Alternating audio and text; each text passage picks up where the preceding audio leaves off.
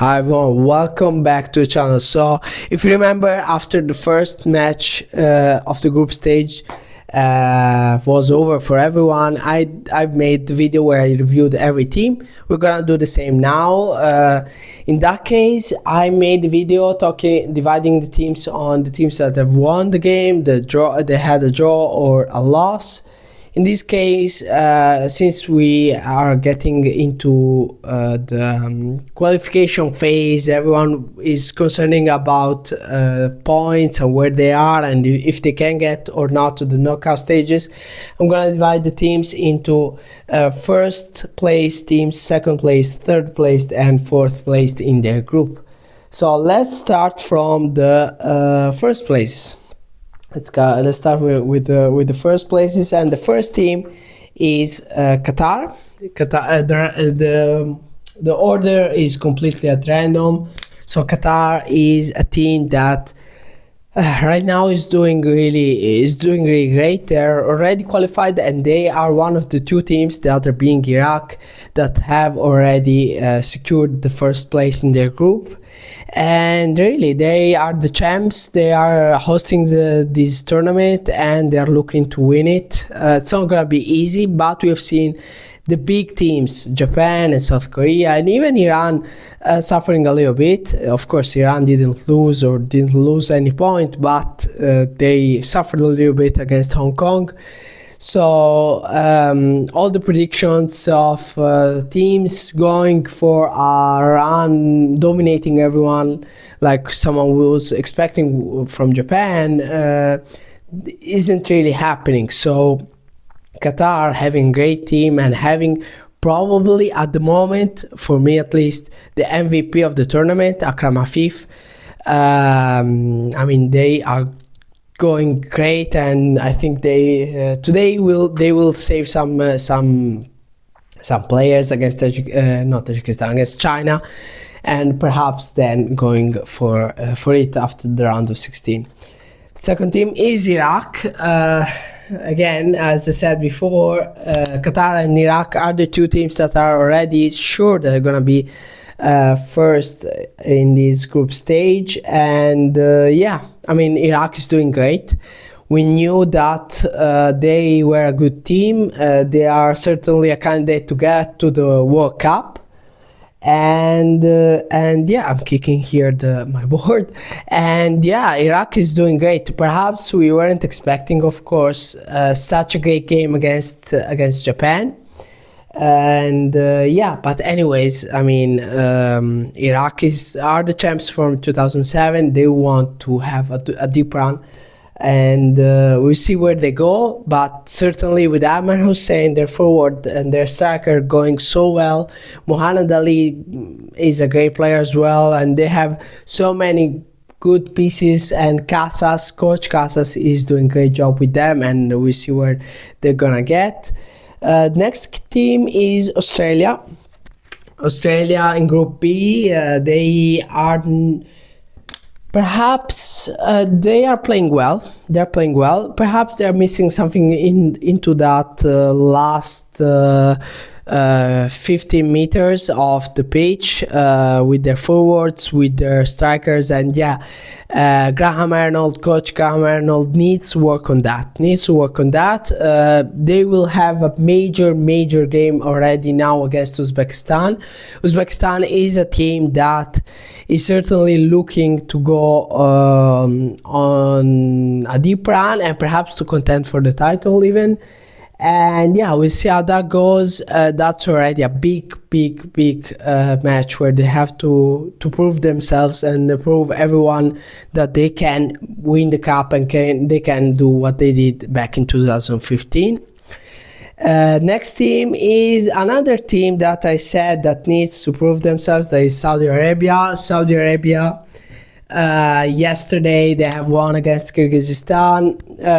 They didn't dominate, even though being up one man for a half, up two men in the second half. And really, I mean, Saudi Arabia has now Roberto Mancini as their head coach, the former coach of Italy. they had issues in their camp with the players being upset with the coach. And so that's an issue. That's something that certainly Saudi Arabia doesn't want to have, and they need to understand how they need to play and what's the direction that they want to take if they want to go on a deep run. And yeah, Saudi Arabia has been a while since they have been in a deep run in the Asian Cup. The last cup, if I'm not wrong, is back in 1996. So yeah, I mean, until now they have won 2 games out of 2, so that's good, but they perhaps need to have better chemistry. I don't know, like we'll see how that goes with Saudi Arabia. It's certainly a strong team, and I think they can absolutely contend for the title, and it's gonna be interesting to see. It's gonna really be interesting to see. I stumbled a little bit. Jordan is the next team, and it's probably I think the biggest surprise here. So I'm gonna explain myself, because someone is gonna say, is Iraq the biggest? Iraq is the biggest surprise here. I'm gonna put myself here. Yes, because Japan is strong. In Japan, everyone was talking about Japan and everything coming to this tournament. That's true, but at the same time, Jordan wasn't probably no one was expecting Jordan to be at the level that they are right now. The World Cup qualifiers, they have tied their game against Tajikistan. That again, I said many times, Tajikistan is a good team, and Petar Segert is doing a great job, and we're gonna talk about Tajikistan in a few moments. But Jordan is playing really well. Musa Al-Tamar is going really great. Al-Mardi is a great player, and everyone seems to be so focused with this team. They almost beat South Korea in their game, and yeah, really, Jordan is probably at the moment the biggest surprise of the tournament. Can they be the dark horse of the tournament? We have to see, because of course every game is a different story, but for the moment they are the biggest story of this Asian Cup. And the last first place team, because of this random order again, I didn't order them in any way, so if your team is last here is because I simply took the cards and shuffled them, so that's why they are last. It's not because they are the worst team. Instead, no, Iran, I said after their game against Palestine that they were the best team in this competition, and the best performed team that has performed the best in this competition after the first game. After the second game, they suffered against Hong Kong. They suffered against that style of play, and certainly Coach Galeone needs to understand the weaknesses of this team, but certainly Iran is a team that can go all the way, and I think they are strong contenders to win the title. They are in that dimension that I think is where Japan is, where South Korea is. And someone would say, but Japan and South Korea haven't performed well. Why are you putting them there? Because still, if you are not performing well, you are still a strong team. It's just that you haven't performed as well as everyone was expecting to. But as I was saying, Japan and South Korea are perhaps have suffered a little bit, but still they are great teams, and you can improve your performance going forward. So that's something that everyone should really be careful about. Let's now get into the second place teams. China is the first team that comes here. China is a team that has had 2 draws, 2 0-0s. Today's game is going to be the key one, and I mean, in Group A, that's how it works. Tajikistan, Lebanon, and China, they all have to perform today. Otherwise, I mean, we risk here to have really a second place team with 2 points. That's possible in this group, and We see if that's gonna happen. But China until now and Coach Jankovic, they haven't really convinced. But their advantage where is the fact that Qatar is already qualified and they're already first. So they perhaps can play on that. They perhaps can get advantage from that and get into the knockout stage as second. That would be huge going forwards, and perhaps they can have an pretty much unexpected run, and that's gonna be interesting to see. So the next team is Uzbekistan. So Group A and then Group B. That's funny. Uzbekistan is probably the best second place team at the moment.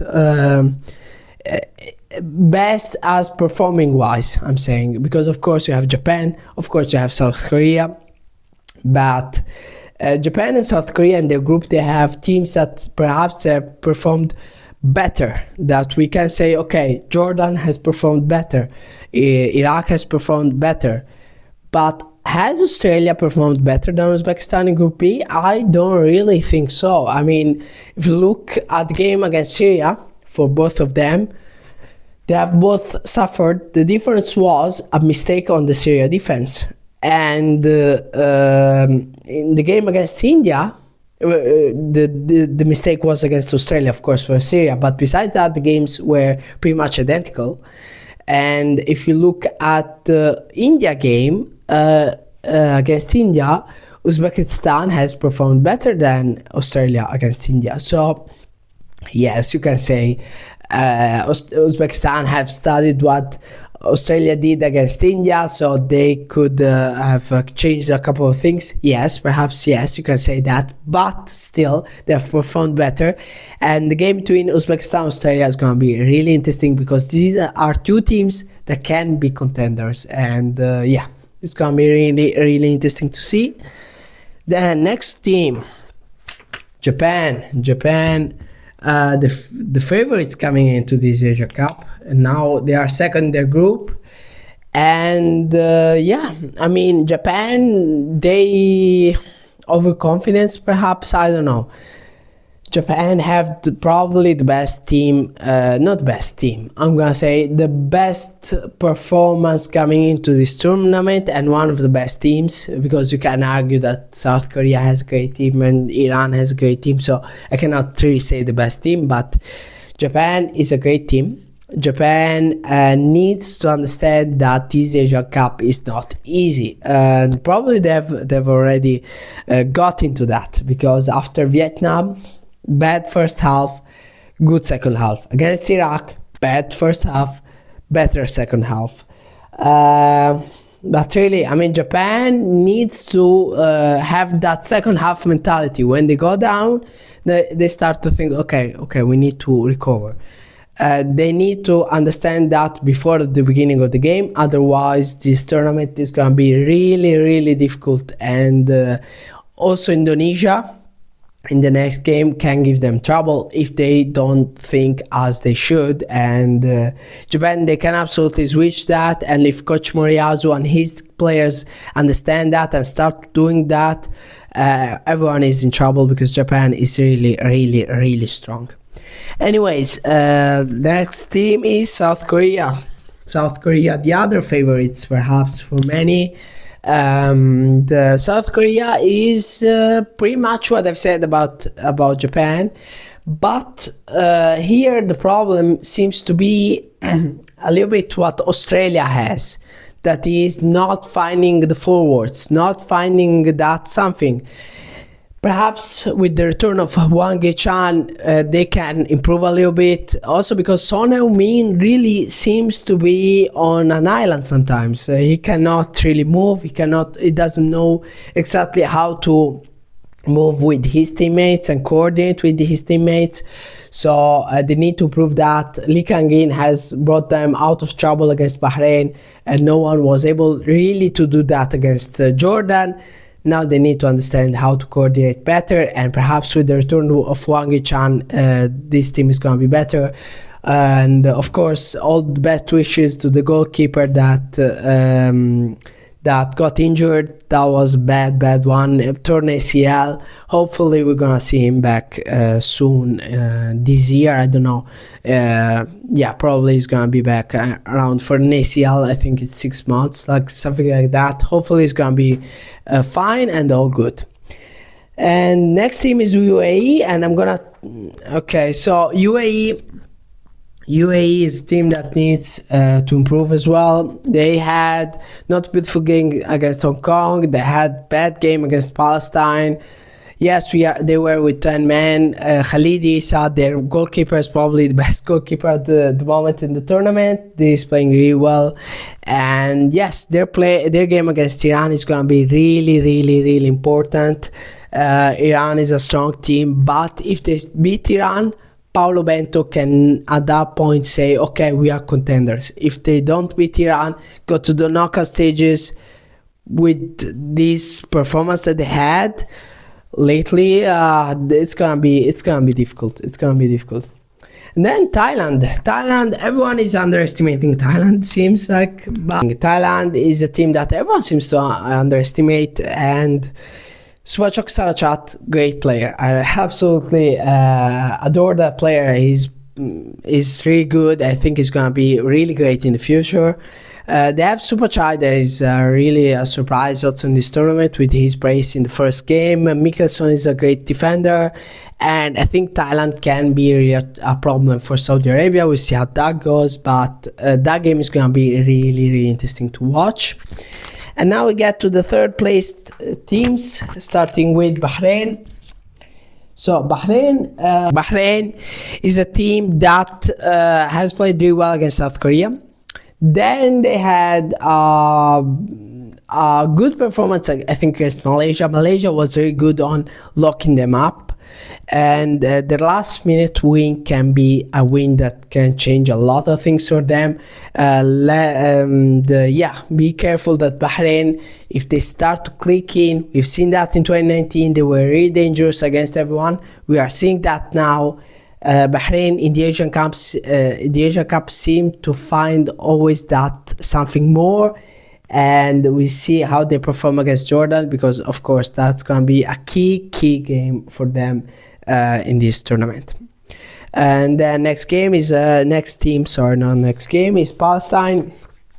Palestine had a bad game, awful game against Iran.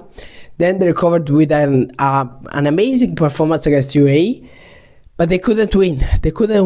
And that's a big issue for them. That's a huge thing for them, because now they absolutely need 3 points against Hong Kong. Hong Kong is not an easy opponent. And Palestine need the win, need the 3 points, need to perform, and need goals. That's most important thing. They need to find goals. They need to find their forwards with Odey Dabar and the others. I think they can do that, but against Hong Kong it's gonna be a difficult game, because Hong Kong has that style of game that can put, I think, Palestine in trouble, and we see how that goes. But that's an interesting matchup for sure. Indonesia, they had that great game against Iraq. And then after that great game against Iraq, they had another great game against Vietnam. And perhaps against Iraq, they had the opportunity to get a point, but they couldn't. And we have seen Iraq what they are capable to do against Japan. And then Indonesia, really, they had a great game against Vietnam. They win that one. They suffered perhaps some moments against Vietnam, but now they are really into the game for the knockout stages. The problem is that now they're going to encounter Japan.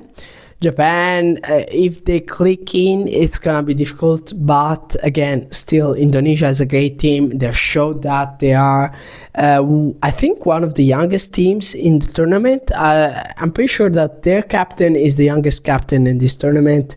And be aware that Indonesia can do well, and against Japan they can surprise a lot of people. We see how that goes, but that's gonna be interesting. I mean, all the games I'm saying that are interesting, but that's because that's how it is. Oman Oman is a team that have played really well against Saudi Arabia in their first game. Then against Thailand, they didn't really perform. Thailand has played a defensive mindset. They had a defensive mindset that game. Oman tried to push as much as they could, but not much from that game. Not much. They need to improve. They need to have a better game against lapsus now, Kyrgyzstan. Otherwise, they can be eliminated. And Kyrgyzstan, yes, they've lost 2 games now, but Kyrgyzstan is a good team. They've showed that before the tournament, and they want to show that now, especially because it's their last chance to get into the knockout stages with this game, and they need a big win, Kyrgyzstan. So Oman, for Oman, I think either that game is going to be really good or really bad. We'll see how that goes.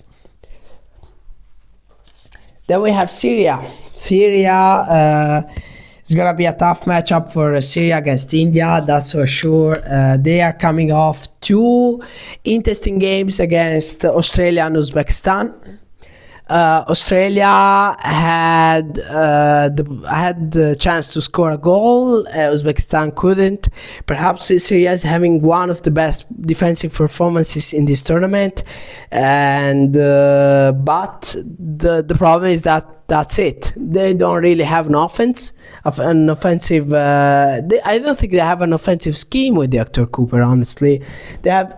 Oh, I kicked again my and they don't seem to have an offensive scheme. Hector Cooper doesn't seem to care too much about the going forwards. So the match against India can really be either way. Can really go either way.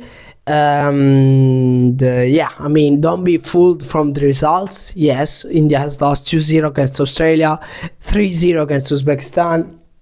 But Syria is a team that, yes, is good on defense, but the offense is missing, and I don't know how they can recover that.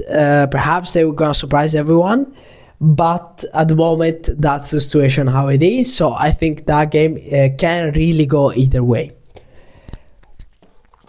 Last 3rd place team, Tajikistan.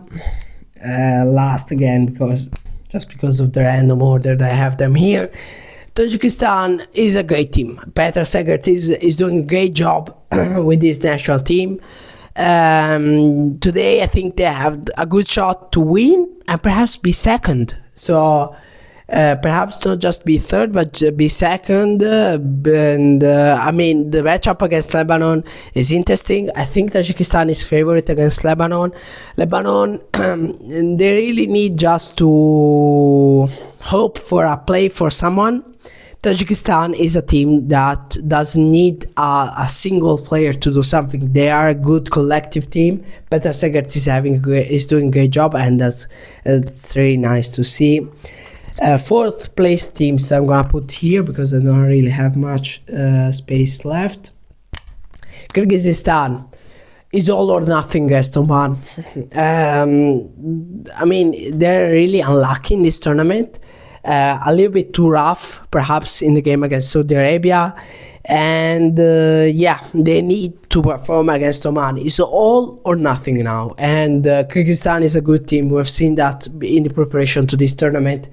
And if they don't perform against Oman, I would really be disappointed and sad a little bit, because Kyrgyzstan is such a good team that is developing so well. I think they deserve a good game in this Asian Cup. We will see how that goes, but they need a big win against Oman. It's all or nothing. Hong Kong is the team that honestly is surprising the most. Hong Kong had a great game against UAE.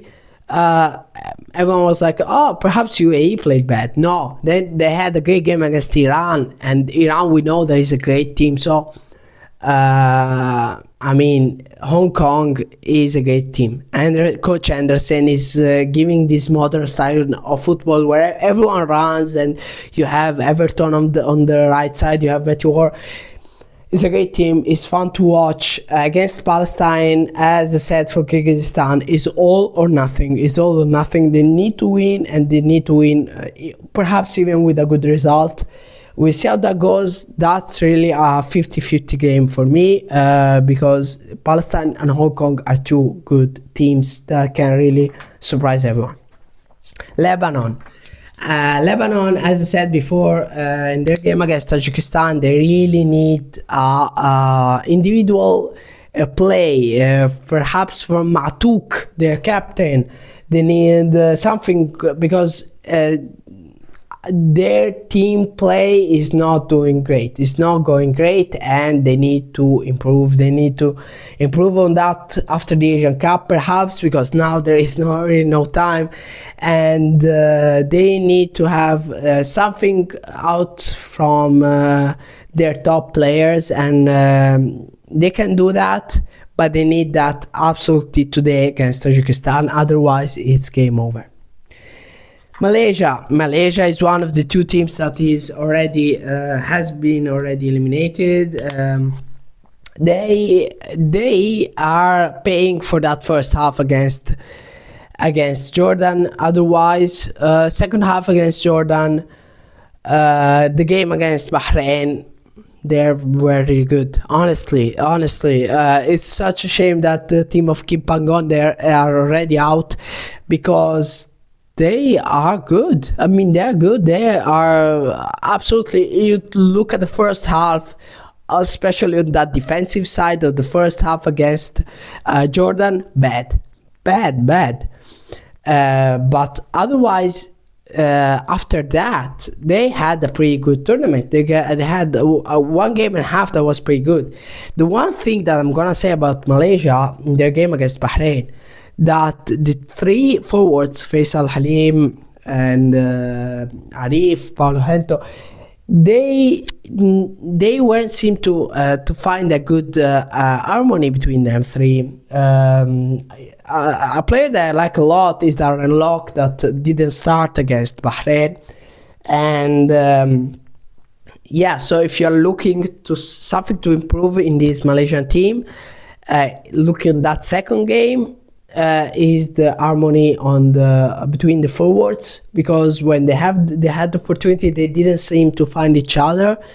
And again, if it is Arif or it is Darren Lock or whoever, they need to find that.